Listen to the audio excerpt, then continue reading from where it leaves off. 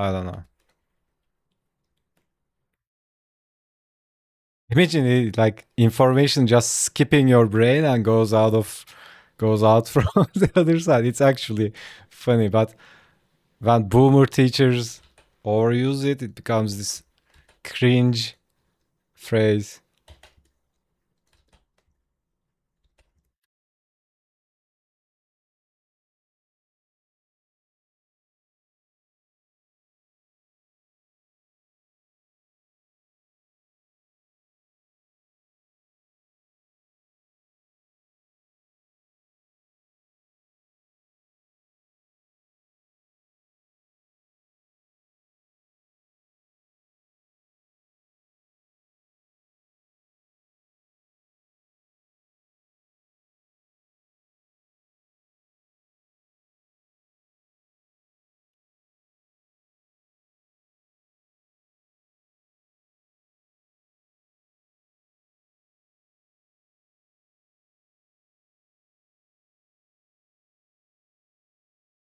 My dad's favorite phrase growing up was problems between your ears.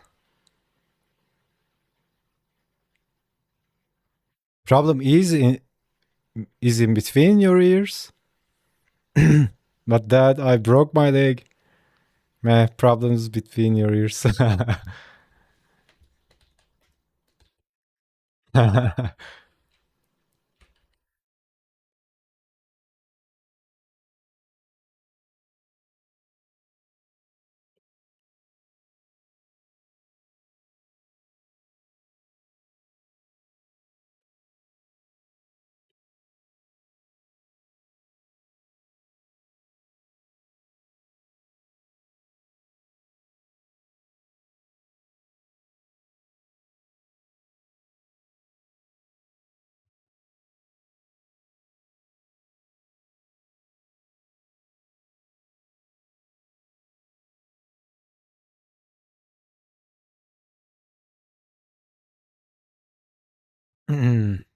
Yeah, okay, I think it is kind of works.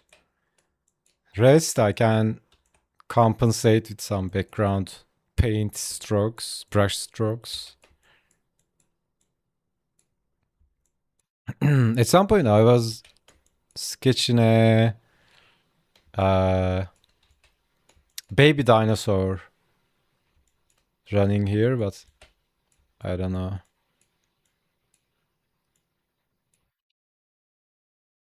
Oh my god, it would be so cool. Like somehow we cloned from the DNA of dinosaurs, and imagine humanity like genetic engineering, like genetically engineer a dinosaur, but it's like 20 centimeters long. This pet, right? Oh my god! Imagine T-Rex, but it's really small, and people are adopting them as pets.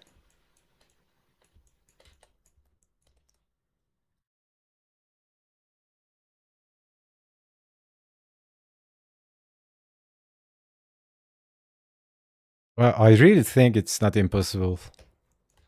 Jurassic Park is not impossible. And there are even stories that we humans are genetically engineered by some alien race, right?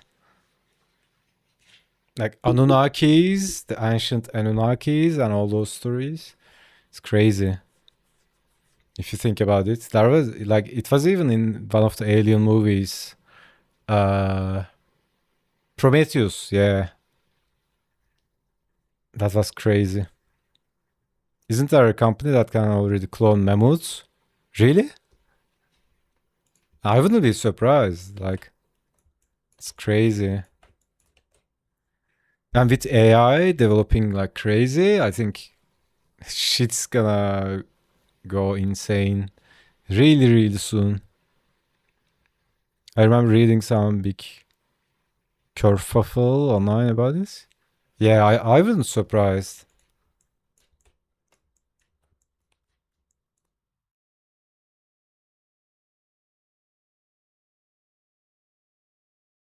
Eek.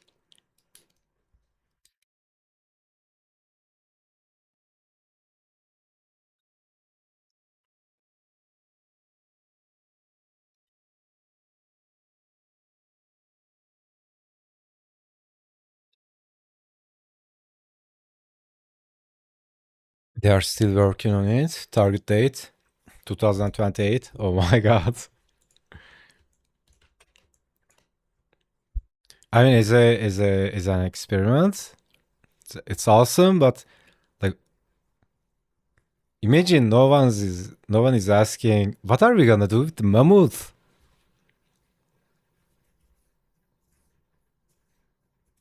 Using CRISPR gene splicing.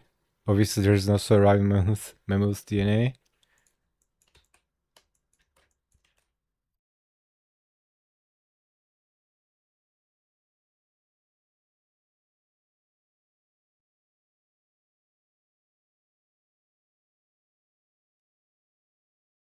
All right, break time. Gonna get a mana potion, fresh water.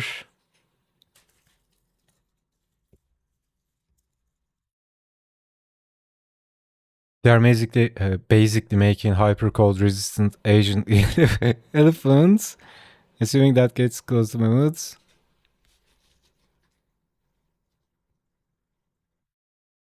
Yeah, Jurassic Park would be so cool if they really did that. Because there was this crazy thing. I think cells. I might be murdering the concept, but it was something like cells, single cells, aren't dying in vacuum. Something like that. So like it was about something about anti-aging, right? But let's not let's not go in there. I'm gonna take grab a drink, coffee, water, and be right back.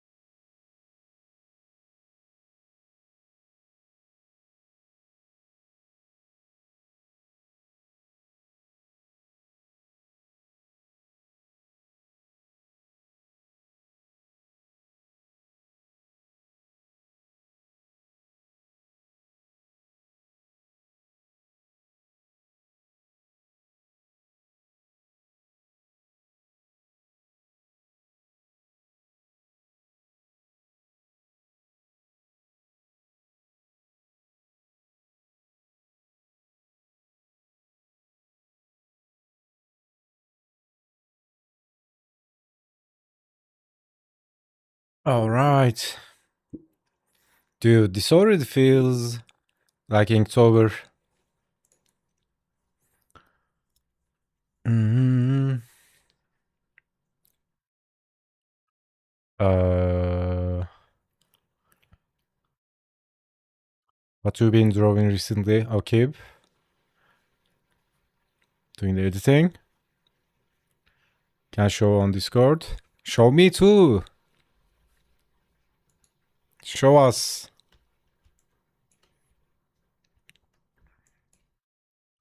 Oh my god, that reminds me of another phrase. High school teachers always said. Uh, like you know those times? Two two buddies chuckling about something in the back of the class, and then the teacher goes, "Is there something funny? Tell us so we'll all laugh." Right?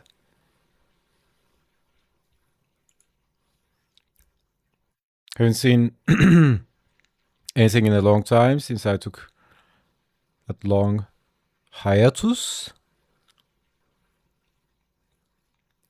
Editing rarely when I'm only when I get ideas. Share it with the class. Yeah, yeah, yeah. It's like motherfucker. Like God knows what they are talking about there. Probably some locker room obnoxious talk.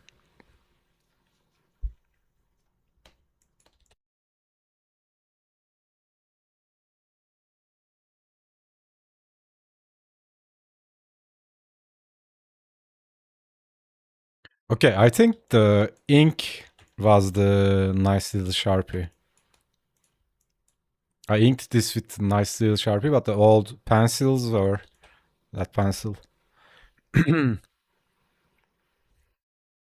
He just shared it privately with me.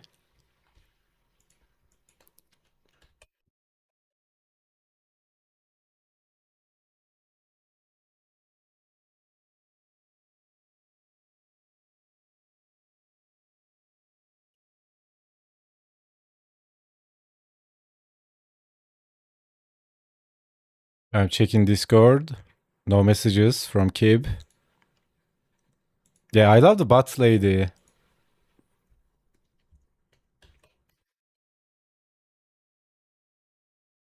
Dude, Kib, like paint the butt lady more. Like work on it more. That's what I mean.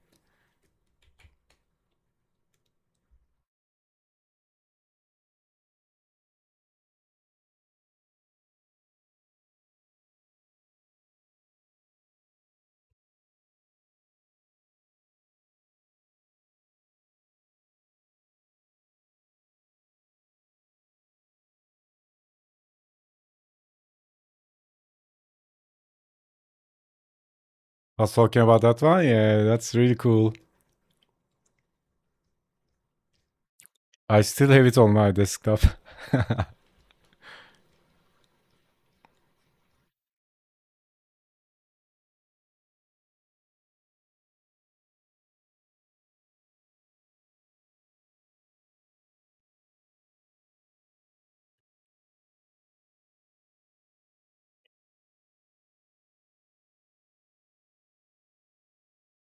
I'll share my recent butt lady. Gotta share it privately. It's a member exclusive thing. Oh, okay.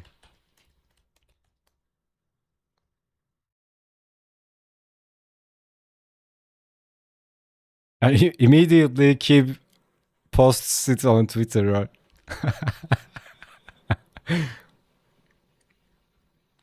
Responsible for my Ko-Fi page getting nuked before it even launched.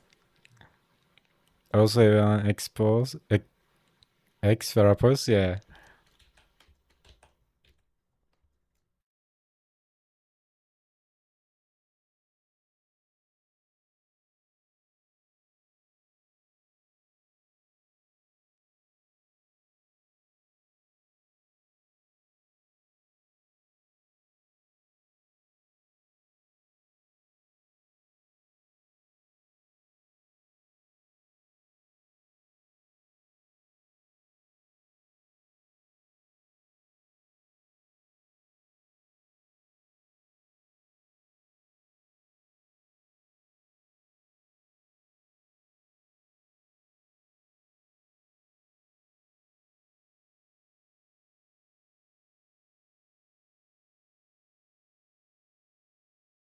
Discord notification. Holy.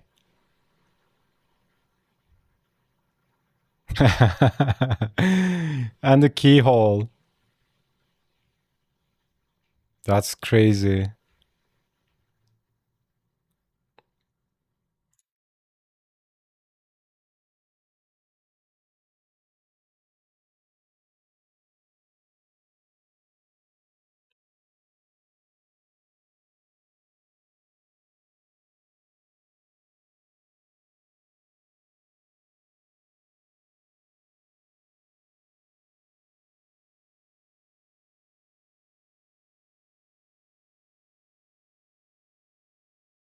Oh my god, man. I miss inking. I just realized.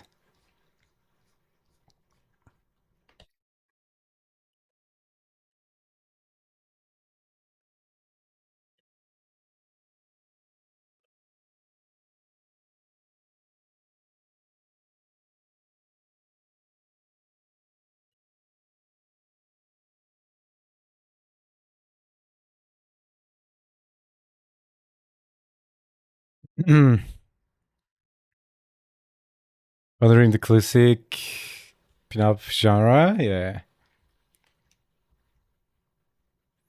Do Steel and Luna got their butt ladies too? I mean, I have butt lady Kemi.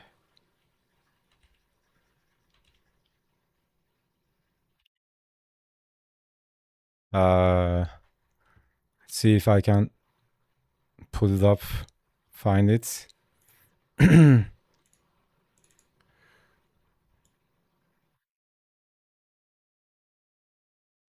Yeah, there she is. Holy, this is 2024, man. Maybe I should add this to the DLC as well with narration. Never talked about this before. I was using a different specific gesture technique on this as well. Oh my god, man. I love Kimi so much. Did I forget this thing on the other arm, or I probably didn't forget. It should be like this.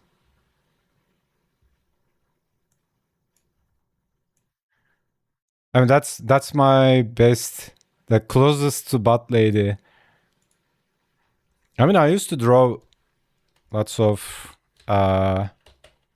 not safe for work stuff, but that was just to entertain myself, right? As sketches.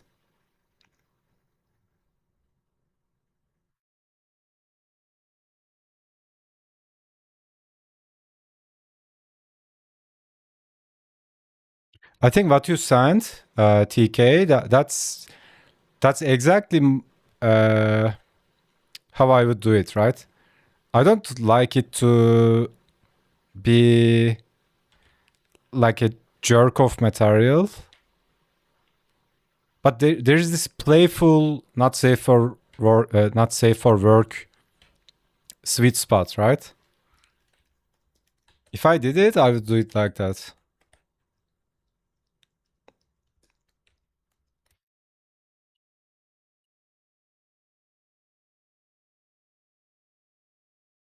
Because when it loses that playfulness, it basically becomes porn, right?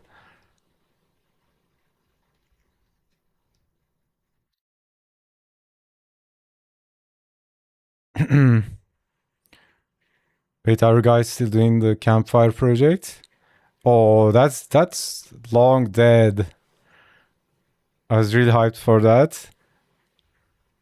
Forgot what happened with it. Nobody put logs to the campfire, man.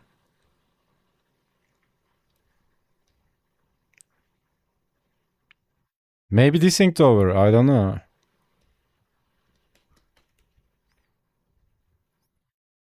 Are we sharing not safe for work? I mean, feel free. I don't mind.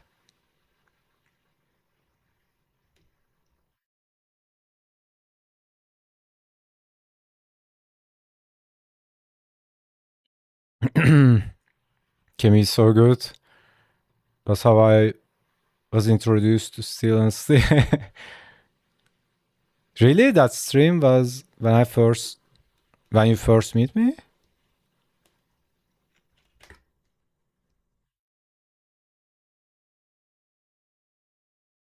We are sharing butts, ladies.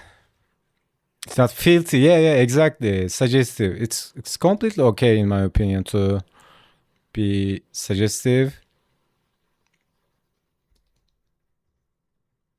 But yeah, it needs, I think in my opinion, it needs to include that playfulness. Not necessarily the piece should be, like the character should be playful, but like the vibe, right?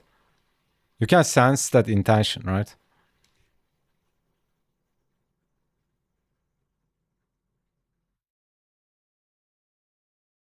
Kitty carries the composition. You guys are lazy. I mean, I'm not lazy. Uh, but but if I'm the only one who keep putting in logs, that's not fucking campfire. That's me doing something.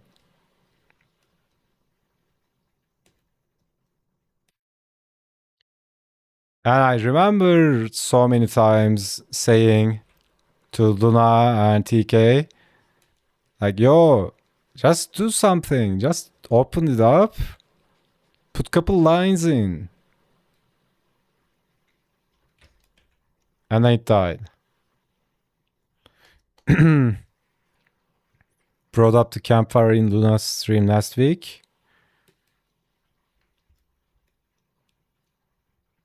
Was it 2 weeks ago? Time is a circle. Yeah, it's not me giving you the attitude or anything. It's just, you know how inspiration fades. It's kind of hard to light it up again. Maybe this Inktober. I don't know what's gonna happen this Inktober. I'm really trying to keep it chill this Inktober. So in my mind, I have something like, okay, every day draw a character and that's it, right? Not a full fucking illustration, not a full comic book issue. But you never know, right? That's the amazing thing with challenges, man. Yeah, I was actually recording that section of the course today. It's so crazy. It became our little annual gauntlet, right?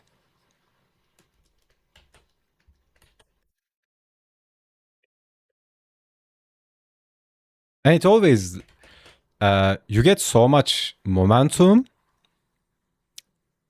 Like every single challenge, I'm doing figure since 2019, right? Every challenge, without exception, leads to somewhere, right? Because you have that momentum. Either it turns out as a couple of illustrations, it becomes a comic book, or some, I don't know, character designs, or at least some inspiration for a project. So crazy. Like we should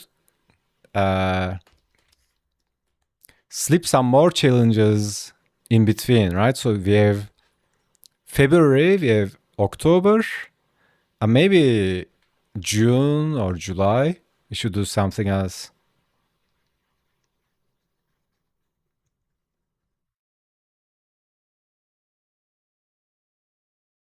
Because it's really, really, like, I can't even start explaining. So helpful.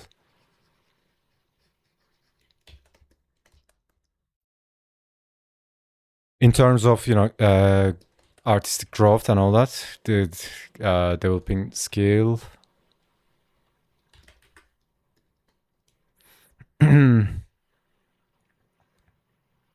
I take full responsibility of not fulfilling my duty, busy artists. Did you move it? Do you used to have its own channel? I think I moved it into So there is this folder in Discord. I just dump dump old channels. I'm not deleting the channels. Maybe it's there. I need to check it out later. I might try to draw another one shot. I say this every month. Taking it chill again this year. Last year was so great, chill, but there were the days that blew up in. Yeah, exactly. It's like the Eminem song, right? I was playing at first, but then the vibe all changed, and it's the same shit every challenge. You start playing, and suddenly you are like, holy shit, there's something here. Muse just grabs you by the throat. You need to make this a comic book.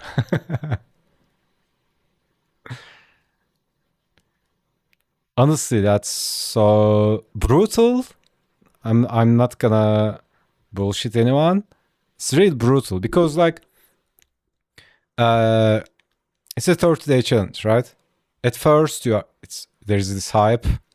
Let's go, new challenge and all that. But eventually and almost inevitably there comes a point, like there's that day that you are tired, maybe, like there's that day, right? You feel like an ass. You feel like a dog's ass, but the challenge is waiting, right? So then it's game on, right? And it's not about being masochistic. It's not a fucking punishment, but that's kind of develops something else than like drawing or whatever the challenge is.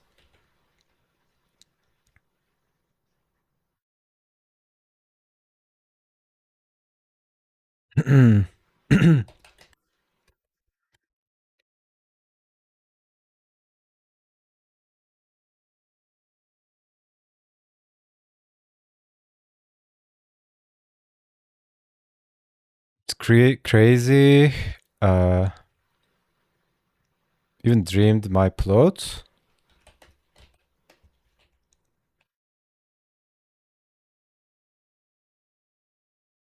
Yeah, Kip said he's gonna participate in Inktober this year.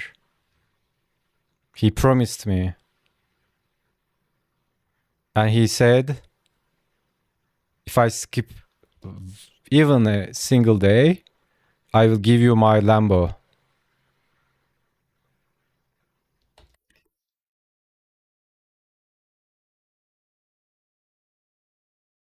Found a conversation where we talked about it by searching the server, but I can't find the post with the file you created. It's probably sitting in my sketchbook somewhere, like the sketchbook folder.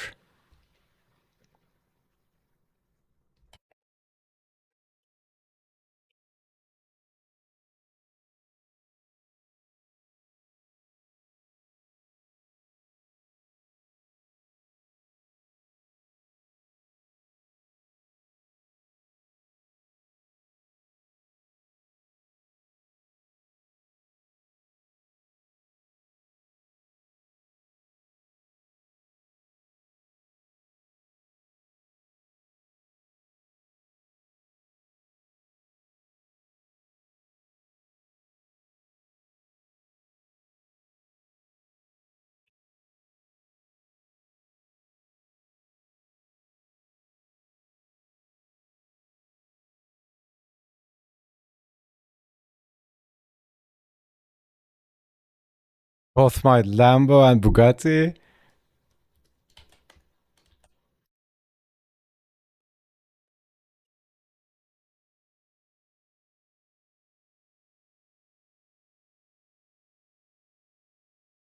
You can give the Bugatti to TK. I don't like Bugatti.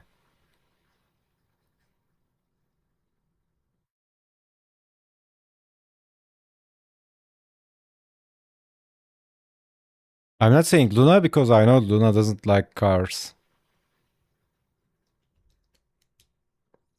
What about Corvette? Dude, you are making it so hard. Now I have to choose between Corvette and Lambo.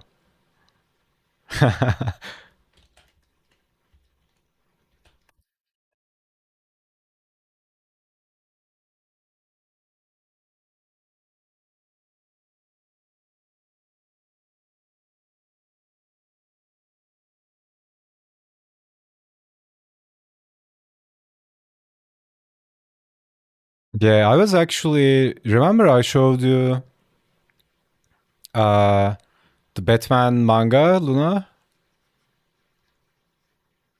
I was looking at the comic the other day, the manga.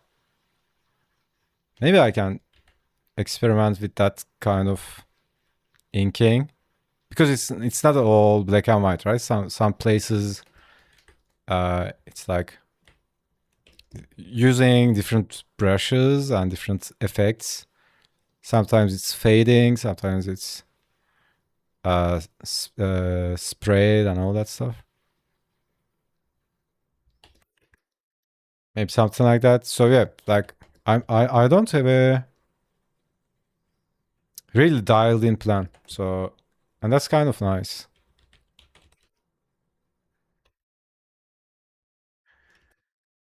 I'm just gonna see what the Inktober Muse has for us.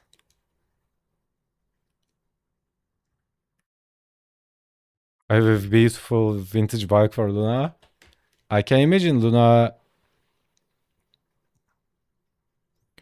riding a blue vintage bike.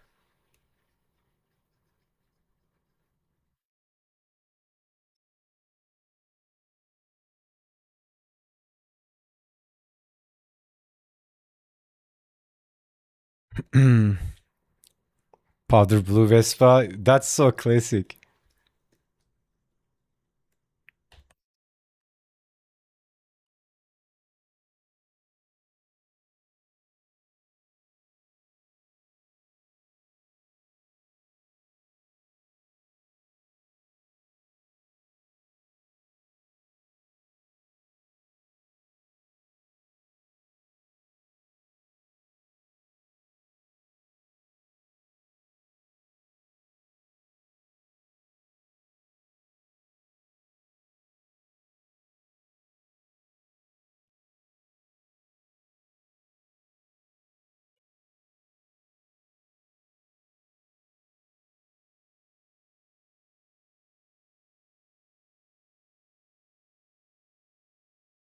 Luna's trendy like that.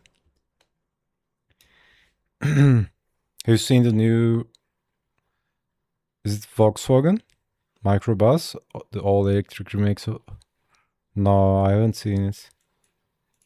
I haven't seen any cars for a long time. Like it's an old habit from studying design, right? I was always researching new stuff coming out, especially industrial design and stuff, you know, concept cars. Let's see, what is it called?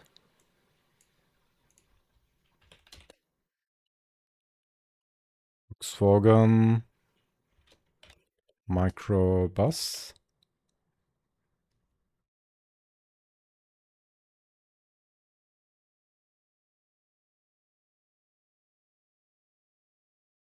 Is it this one? This actually looks really nice. Cute. Yeah, it looks really cute.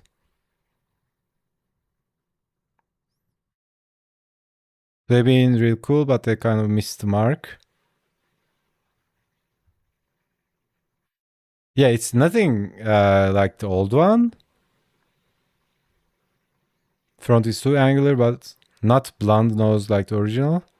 Yeah, it's okay, but it's objectively cool. But yeah, I agree. It's nothing like the old one. If I didn't know, if you didn't say, it was a what do you call it? I don't want to say remake, but reboot or something like that. Yeah, that blocky shape of the old one.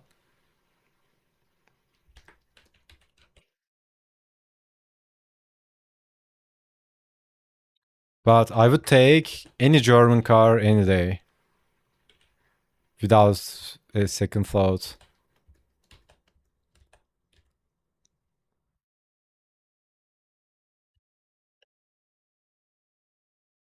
Still unique, well designed, yeah. When it's parked outside, the date looks like this.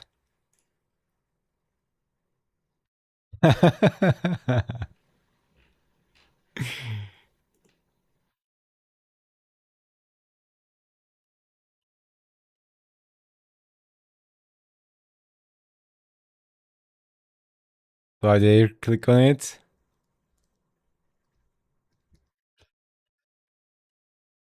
You gotta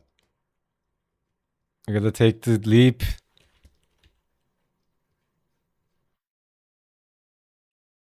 I'm not a monster. That's the exact thing that a monster would say.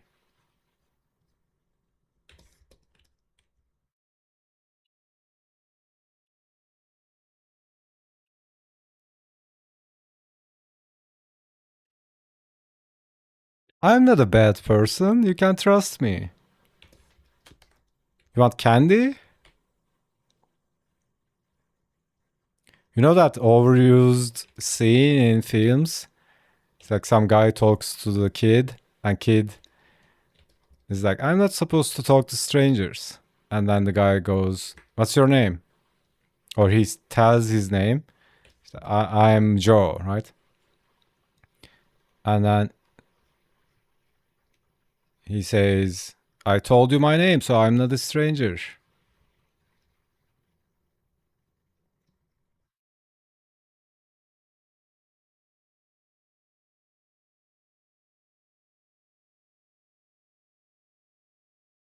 You don't bite. I bite.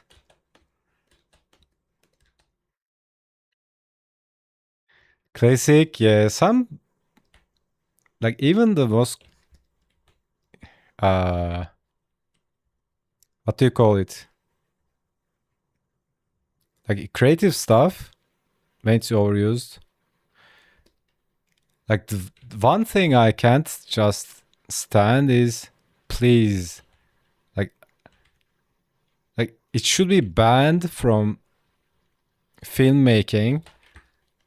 Like the phrase, we got company, should be fucking banned from filmmaking.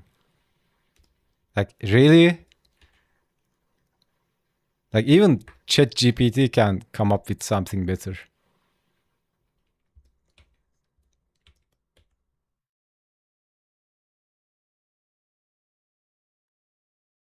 We got company.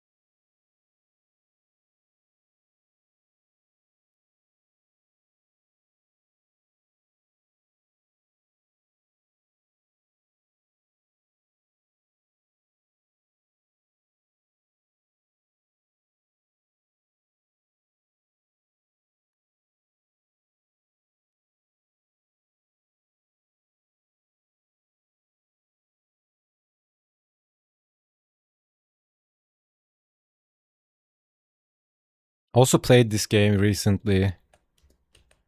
Cadillacs and Dinosaurs. Oh my god.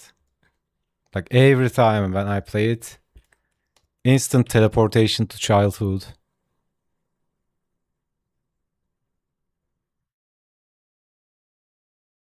That fucking game.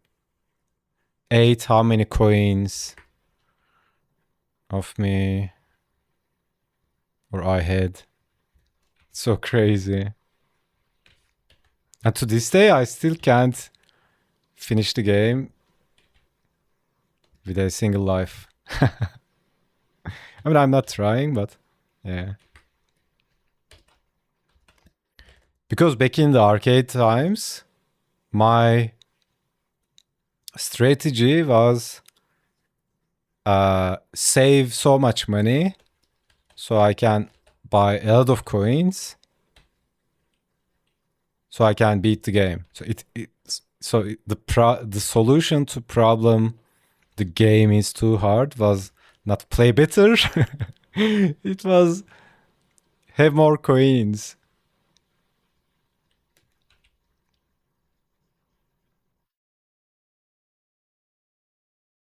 And I was actually thinking about it. You know how uh, there are sometimes questionable uh, monetization methods going on in gaming, right? You know, microtransactions and all that. Actually, if you think about it, back in the arcade times, it was so much more brutal, man. Because, like, remember how hard the arcade games was? Uh, and usually you had either 2 lives or not even 2 lives, not even an extra life. So one thing would hit you or one thing would uh, like one mistake and you had to insert another coin. And if you think about it, the overall uh, vibe of it, it's actually it's actually worse than fucking microtransactions. Because now it's all about, hey, there's this skin, you want to buy this? Right? You don't have to buy the new skin. It's something cosmetic. So the game is not forcing, I mean, except the pay to win games, right? But everything was pay to win in the arcade times.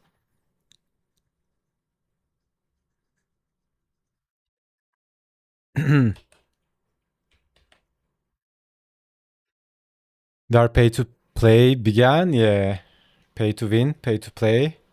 It was pay to play. That's actually worse.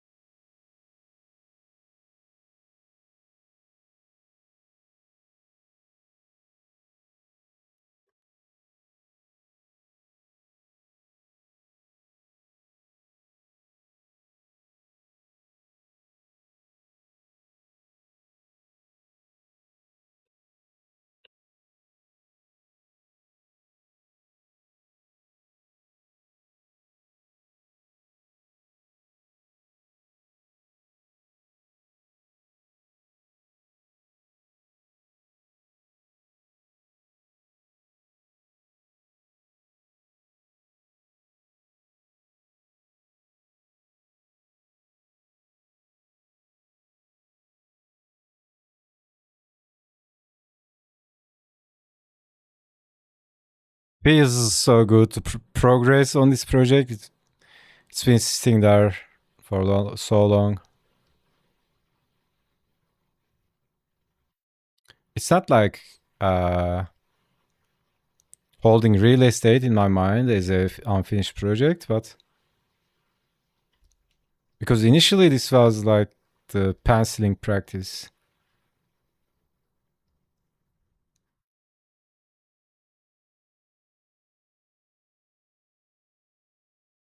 And you know, character design, and that was not the like purpose of the piece. It was the tribute, but yeah, that was something else I was thinking about doing in Inktober. Maybe just pull out some random retro games. Really try to beat the game. And then have some moments. Get pissed. Win. Lose. And then as a thank you to the developer, make a tribute, you know, uh, small tribute illustration. I don't know, something like that.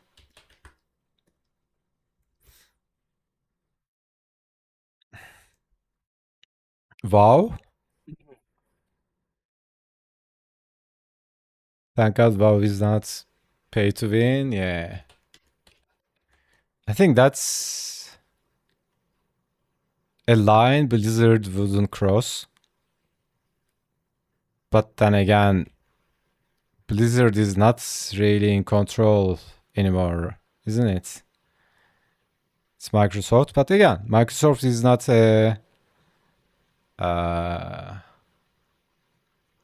gacha company. They might have their weird flaws and all that. At the end of today, I think overall, Microsoft still really decent. Like aside all the weird thing,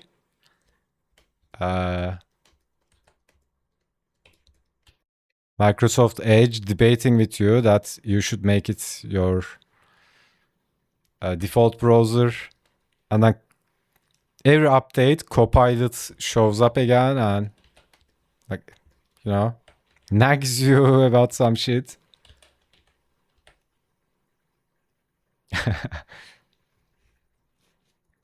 Then it was the inking practice, then coloring. Yeah, that's what I was saying, right?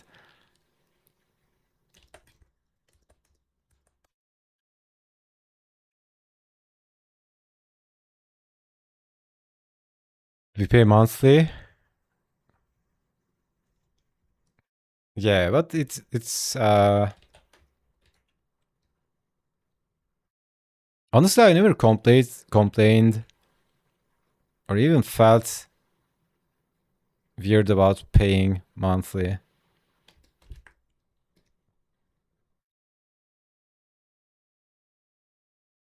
And I think most people will happily pay for a good service.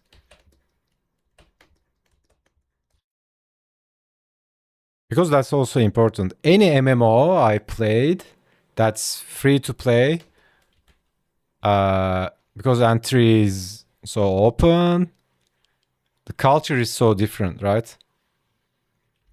Yeah, it might be a good game and there might be really a nice community, but you know, like if anyone can join, like there are lots of toxic stuff going on as well.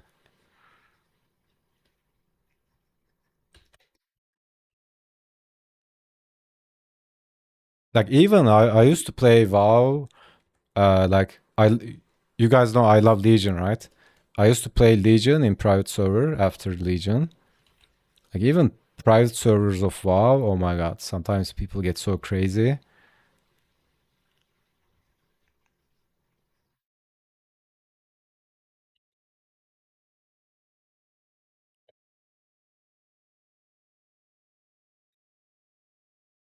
Every reboot it pops up.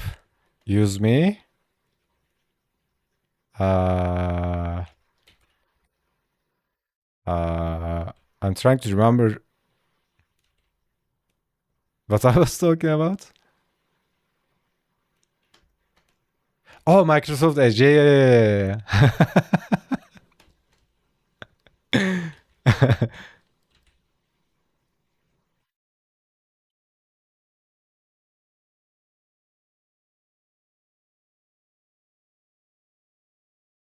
Service is not here. Yeah. Who was I talking about it with? So this is what happens, right? A group of passionate dudes come together and they create some amazing shit. Maybe it's a video game or it's an IP, some franchise. And then the big corpo buys the thing. Like Activision, Blizzard, whatever. And then like the original creators at some point, you know, maybe they piss them off or they just get bored of the bureaucracy or something, right? I'm not declaring some overarching pattern, but something like that. They get out of the equation, right? And and then the big corpo is kind of feasting on the dead corpse of the IP. And you can see this in so many places. I think WoW is in that state. Like there is years of established art style, pipeline. You can put anyone in that machine and it will still work, right? Obviously, I'm making a extreme example. Obviously, not anyone, but like the core team that created the amazing thing, it's already gone, like ages ago, right? And you can see this in so many places. Same with Gears of War, such an amazing game. First 3 Gears of War was developed by the original creators, original developers. And then some other publisher or company buys it, starts to do some different things. I'm not gonna go into like VOC games or anything like that, but yeah, they kind of alienate the original fans. They try to appeal to a bigger audience, maybe, whatever the reason. And then again, like new Gears of War is coming out, right? Of course I'm gonna play it because it's Gears, but not because it's a good game. It's because it's Gears, right? But I'm not sure if I'm gonna like it. And same with so many things. What else? Halo, right? Like original first 3 Halos was amazing because it was this passionate small group of people who made it. And yeah, like same with Mass Effect. What else? Like you name it, there's so many examples. And this also applies to animation, might be comic books. This is a recurring pattern. So what's the point? I think the point is maybe point is the scale. I don't know. But I made a vow to never get tangled into something like that.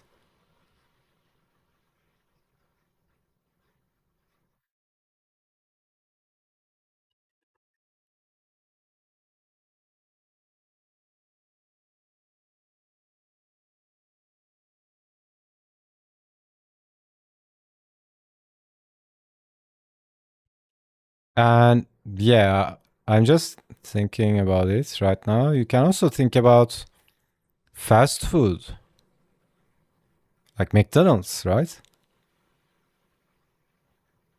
I don't know, but I'm sure when McDonald's first came out, right? Like before it became a franchise. Have you guys seen the film? It was a really nice story. Anyways, it was probably a really amazing restaurant, right? But then if you look at the fast food like McDonald's, Burger King, Carl's Jr.'s, stuff like that, it's just plastic, man.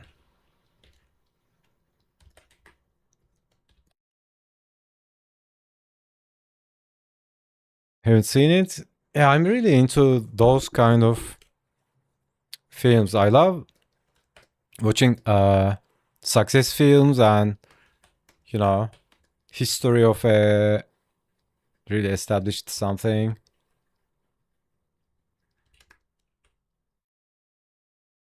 Oh my god, that reminds me. There was this film. Uh, Holy, what was the name? I'm sure ChatGPT can find it. Uh, it was about this guy who invents a hula hoop. Is it what it's called? You know that thing you swing uh, on your torso. And he's like uh, going to lots of different people to get budget or something, and he draws to a paper this, right? He's like drawing a circle. He's like, this is the idea, right? Everyone's looking at the guy like he's crazy. That's so funny.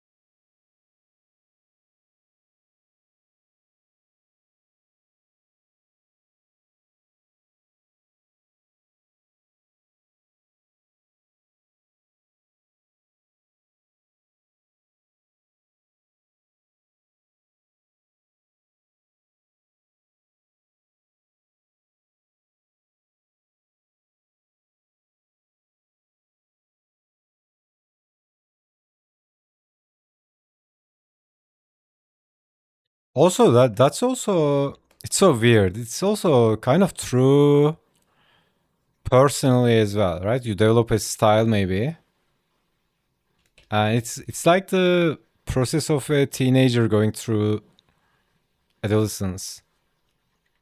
There are these phases when your drawings look really consistent, and then you add something. You start studying something else, and then maybe you start studying shape language or whatever it might be, and then you are in this phase where your drawings look like weird. Like maybe you are studying anatomy, and then suddenly, like your gestures start feeling off, and then you start studying gestures. Maybe shape language goes away.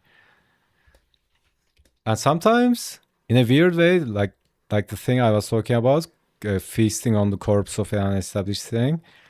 It's so weird. I feel that sometimes I become a fake copy of myself. When you get too attached to uh, the way you do things, a certain shape, it might be a certain shape language you are using, or just the way you draw. It's so weird. It's a weird feeling like I'm copying myself. What's happening?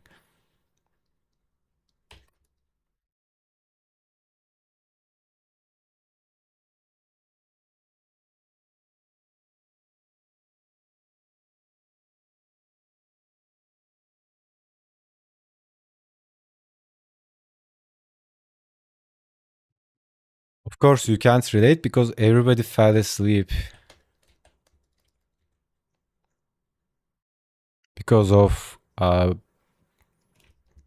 game studio drama.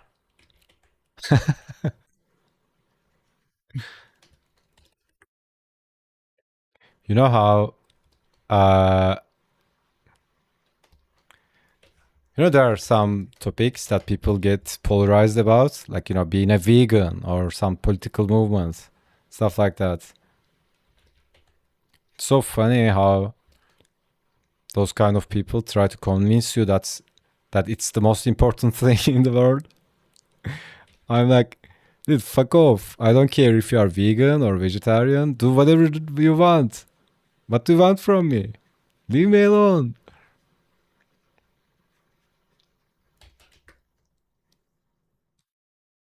Sleep.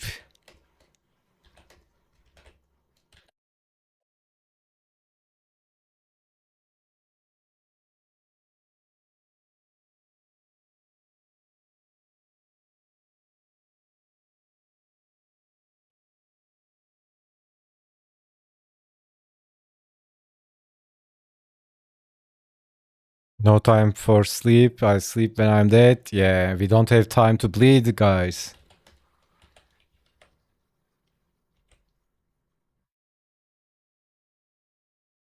Speaking about bleeding, dude, I survived through that teeth pain.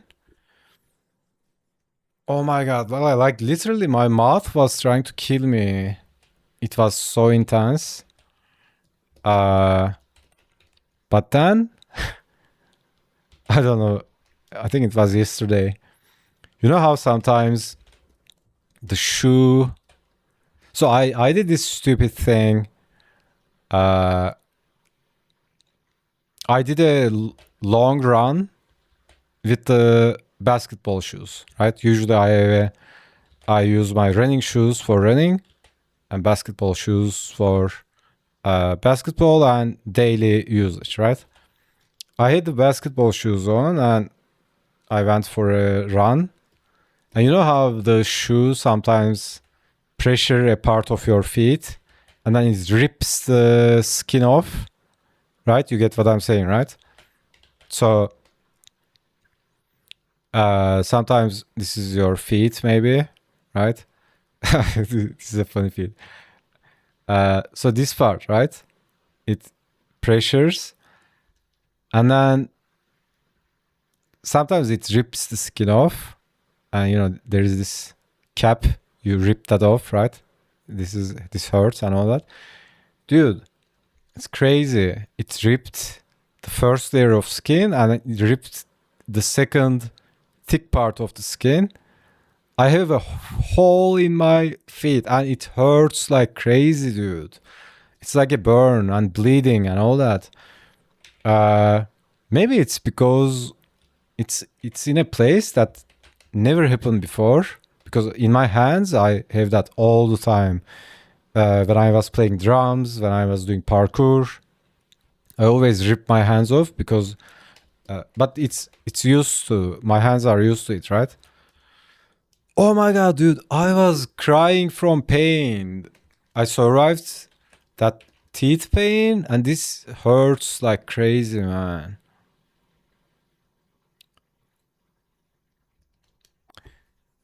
It's insane. Running blisters, is it what it's called? It's almost like a burn wound. Sorry, I shouldn't laugh, but I know exactly what you mean. Yeah, dude. I think we have different tolerances to different kinds of pain as well. Like, uh, I might have developed more tolerance to, like, uh, what do you call exponential pain in an area, like teeth pain or like muscle pain. But something happens to my skin. Oh my god, I'm like a little bitch. I know exactly what you mean. I get those all the time on the back of my foot, above the heel. Yeah. Like there are some spots on your feet, uh, like the most common spots. Those places become tougher, right, as you wear shoes. But this was in a place in the soft spot, and I never had that place ripped before. Oh my god.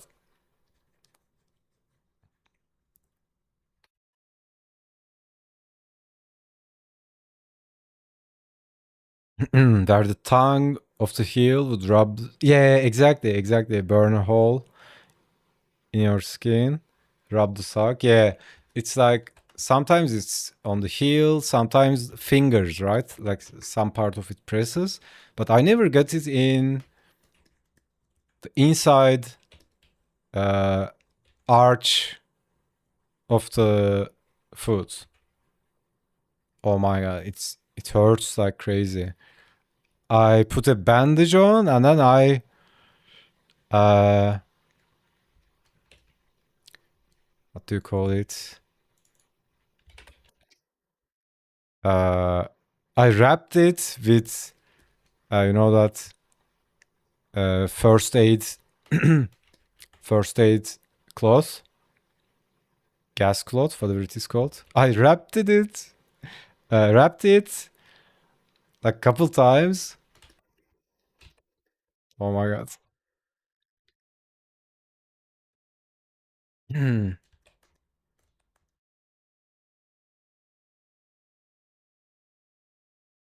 But yeah, you don't have time to bleed. Arch of the food, yeah.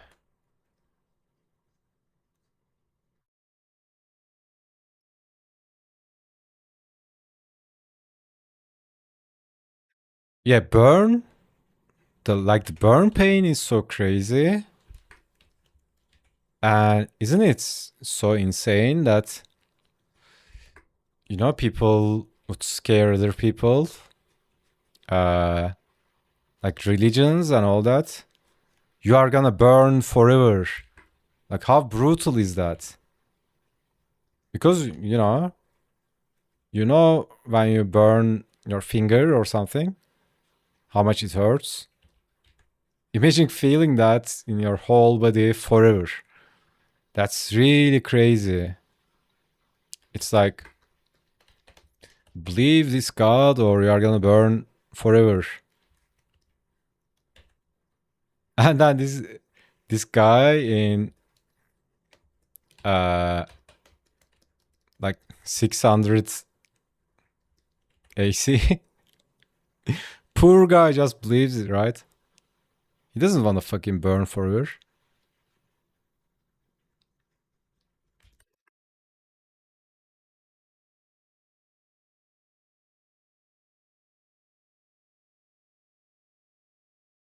Burning, drowning, no thanks.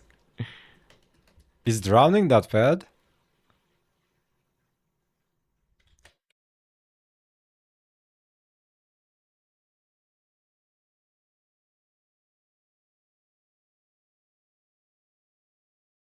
Like I'm asking, like like but I don't know. You don't know. I don't know.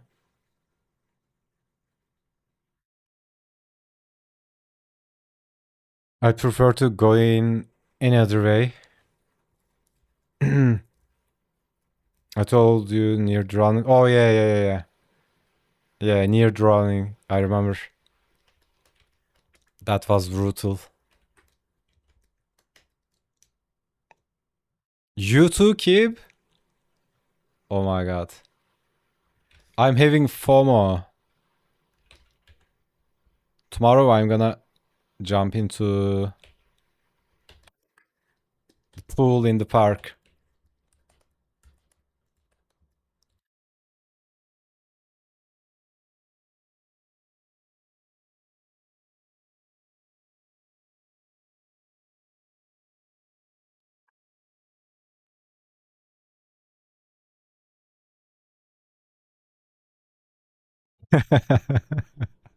He's gonna waterboard himself tonight just out of curiosity. Like, you remember stupid shit we used to do as kids? Like, I remember we would hold our breath until we became purple, dude. Why the hell would you do that? It's so insane, man.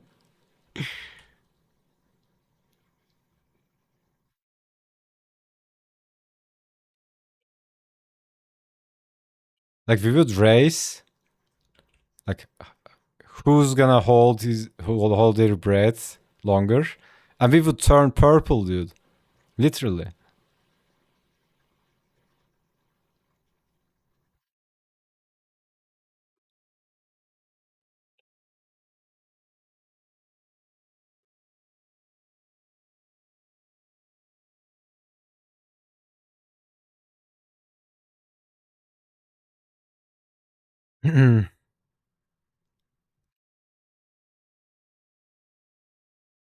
Play the game called Quarters during lunch in middle school.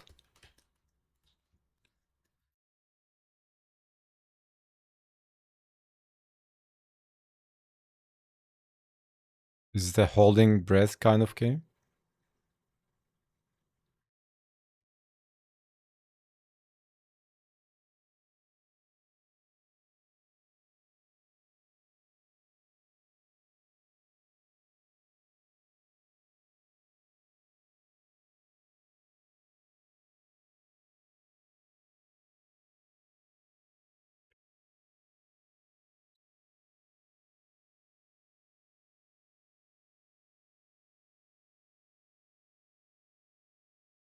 You'd fling quarters as hard as you could across the table. Oh, okay, okay, I remember.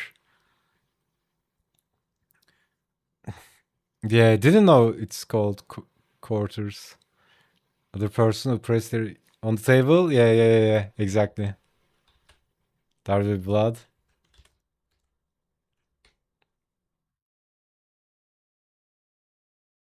Yeah, yeah. So crazy. What kids do, right? Uh, we would also play. Let me check if there's a name for that game. Uh, hand frying? No, it's not. Like you would hit each other's hands. You know that game? Someone puts their hands, other tries to hit.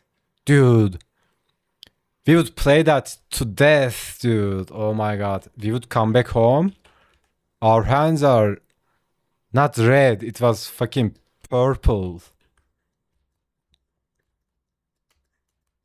And one day teacher saw our hands and sent us to the principal.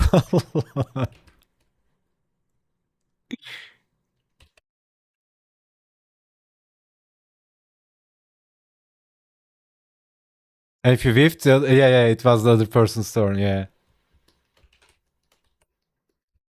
Like we would hit so hard, our hands would turn purple, dude.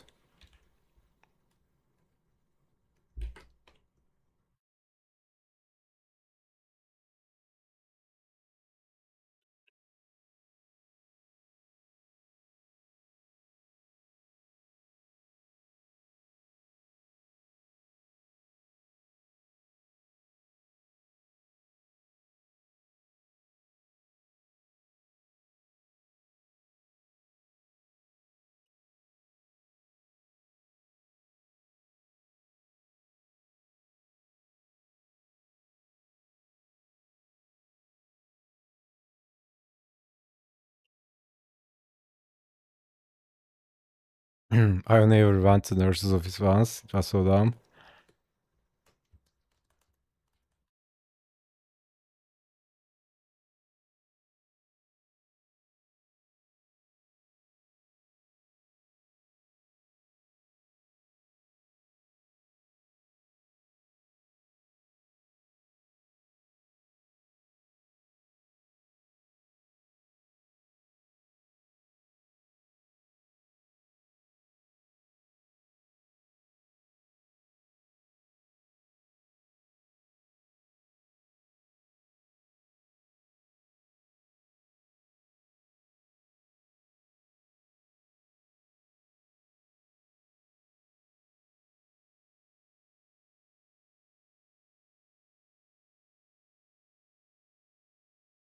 Grant told the joke during class.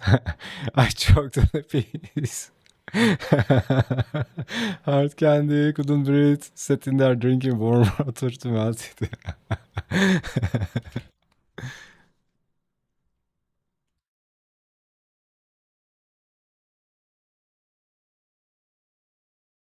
Yeah, I know exactly how it feels.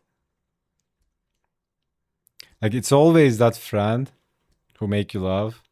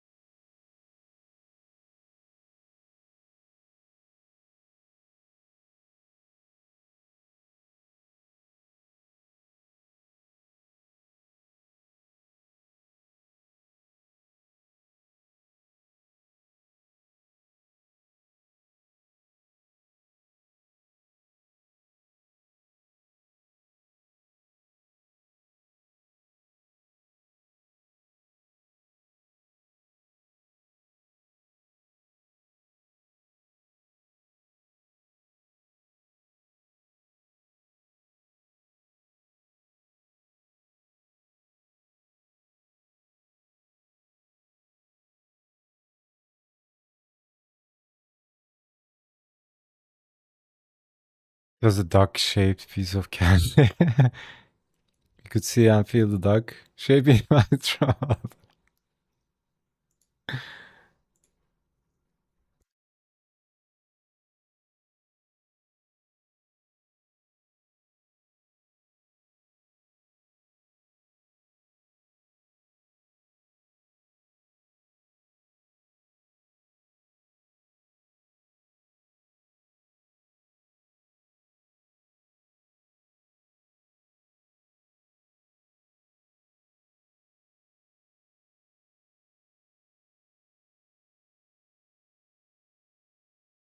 Yeah, I did some crazy stuff like that. That made my mom completely go crazy. Like, because she's afraid something happened to me.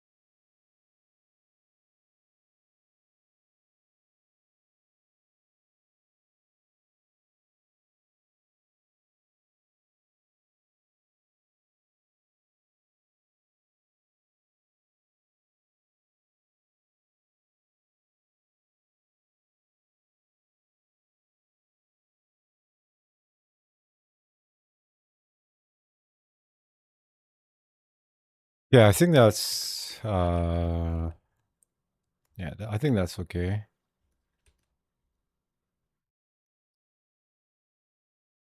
I'm gonna look at some references later for the color and the reflection, and then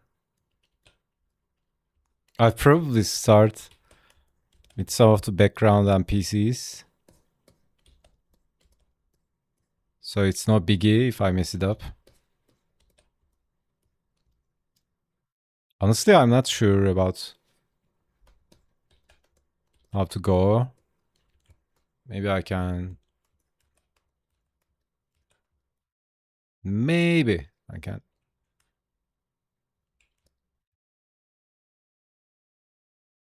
With quickie.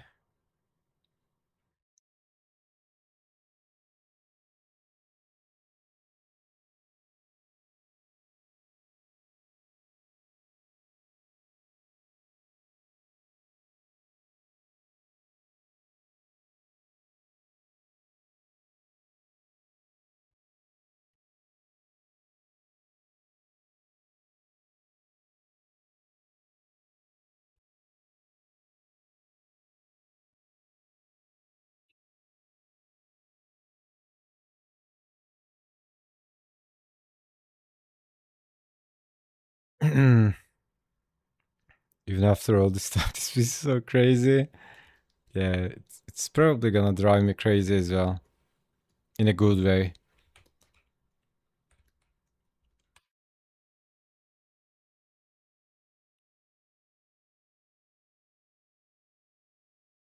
So let's say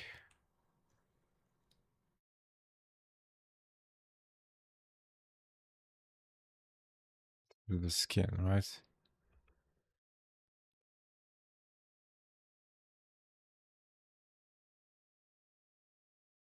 So I was thinking about two different ways I can go. Uh, One is just cell shading. So put a layer on top, and then take this, uh, darken, saturate, uh,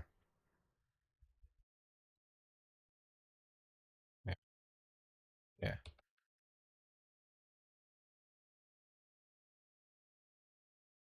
Like the cell shading, classic cell shading, right? Start with soft brush, darken the form,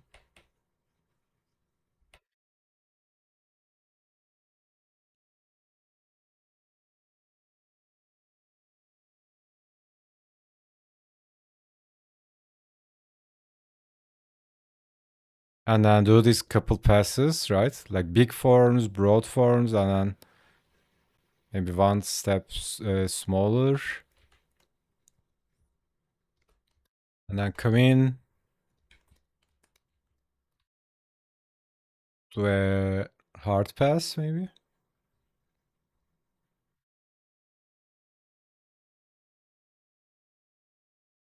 Like classic cell shading, right?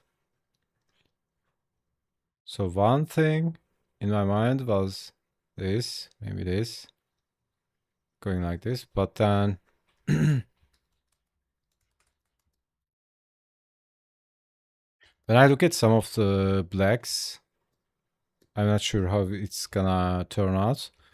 Another option is this is also more time. Yeah, this will be more time consuming, but uh, playing with the blacks, right? Some maybe do some stuff like this, lighten them up. Uh, so yeah, not staying really 100% loyal to the laid down blacks. Maybe play with them. For example, maybe lighten this up, right? Stuff like this. Blend with the skin tones and all that. So that might be an approach.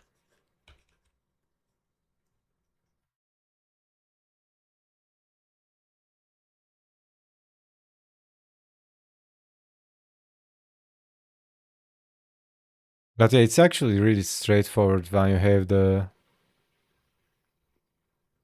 shapes and forms down. It's not like your mind is calculating every second uh, what do you call it? Like the 3D modeler of your mind is not active all the time.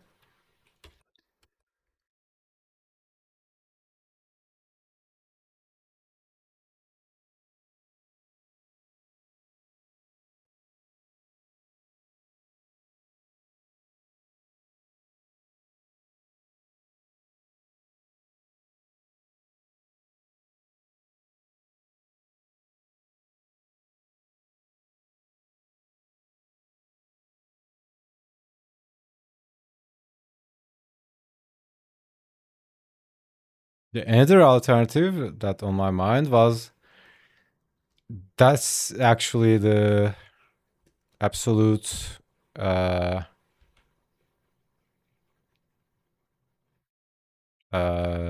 what do you call it? The most time consuming one. Actually, remove most of the blacks, like these kind of wash blacks, and use only blacks.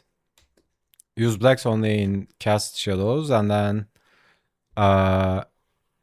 make it like the arcade times, not arcade times, like the 90s comic book style, right? Like shading style. Like literally just like in the game. That was another option. But yeah, I'm gonna shade couple characters and see how it feels, and then do something like that. So let's see.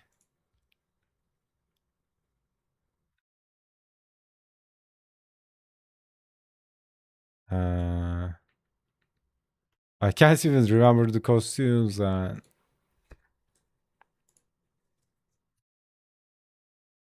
at that point it's paint by numbers.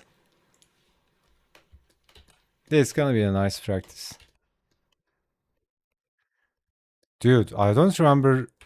My brain is farting. I don't remember Mustafa's uh short color. What was green? Was it green? I think I have the color one here. Oh, okay.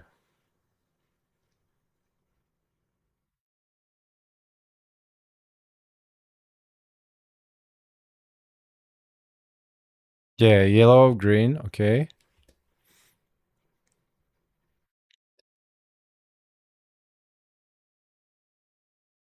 Something like this.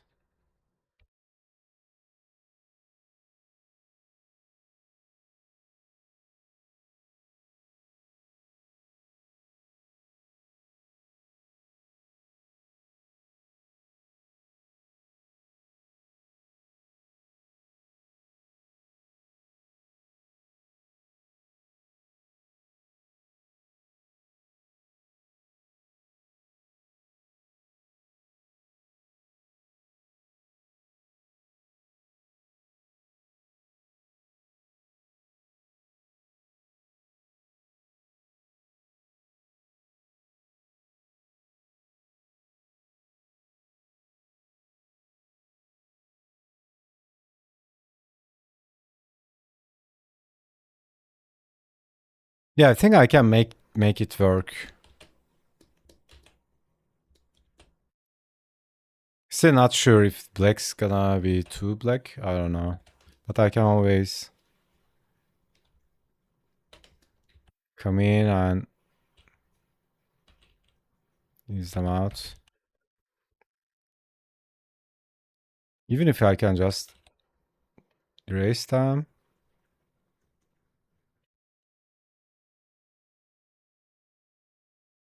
Yeah, maybe this can work. Just chilling out on the harshness of the blacks a bit.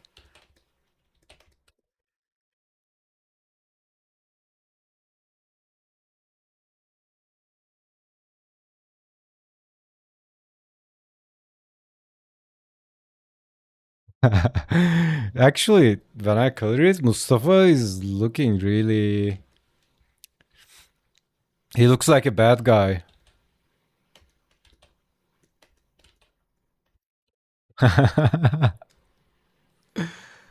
Anyways, I'm done for today. I'm gonna do some editing as well.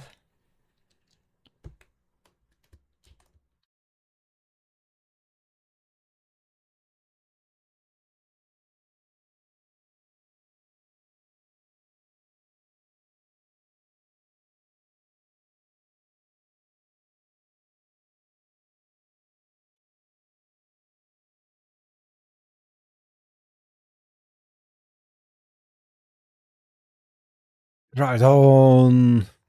Thanks for the stream. Yeah, thanks guys for hanging out. You take care. Try to miss me. Keep being awesome. Keep being amazing. And I'll see you next time. Peace.